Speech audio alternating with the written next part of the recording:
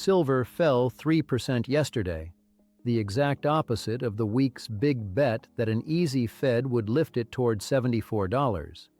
The Fed had other plans. Three things on today's silver structure: the bet that needed an easy Fed and didn't get it, what the Fed's own projections actually revealed, and the one level that decides where silver goes next. First, the prices. Silver closed just under $68, down about 3% on the day. Gold held up better, down only about half as much. The gold-to-silver ratio climbed back near 63, meaning silver got cheaper against gold again. The dollar firmed, Treasury yields rose, and metals took the hit. That's the backdrop. Now, why a down day when the forecasts set up?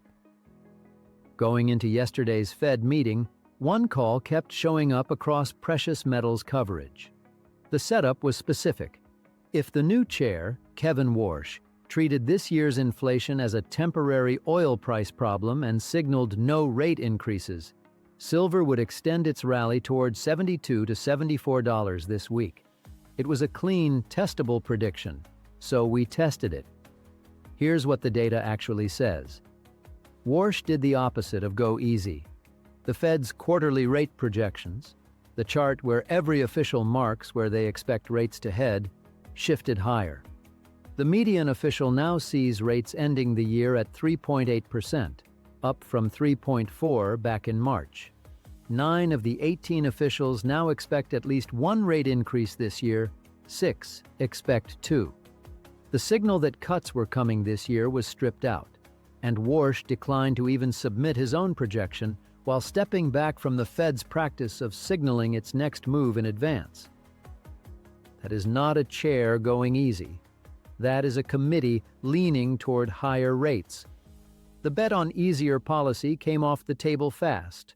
Short-term Treasury yields jumped, the dollar firmed, and silver, which pays you nothing to hold, gave back 3% by the close. We're not naming the desks behind the forecast. The point isn't who made the call, it's whether the data backed it. It didn't.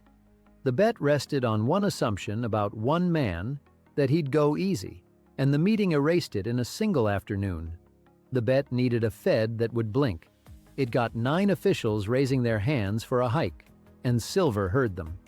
One quick thing: if these silver structure checks help, then hit subscribe and turn on notifications.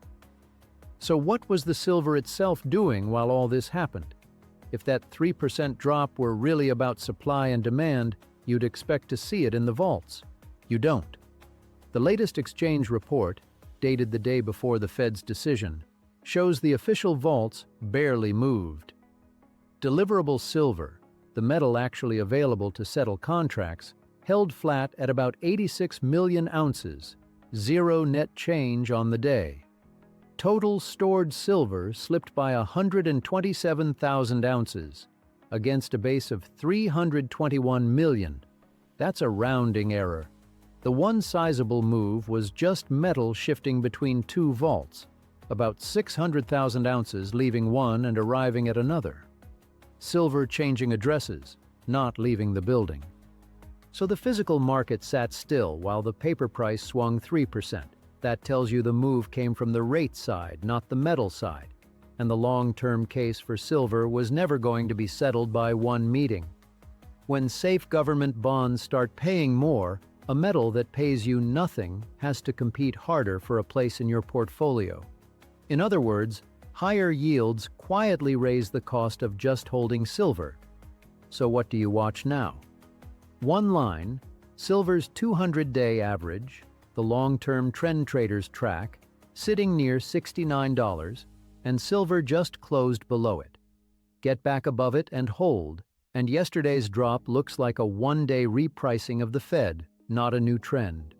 Lose 66.5, and the rate hike trade has another leg lower. The swing factor is the one Silver Catalyst subscribers have tracked since Warsh was confirmed. The rate path, not the war. Watch Friday's Iran signing and whether oil stays under 80. Structure checks like today's are what the Silver Catalyst does every issue. silver2026.com.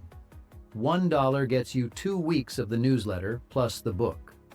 If you've heard a silver claim you'd like us to verify, drop it in the comments. Until the next time, I'm the Silver Engineer.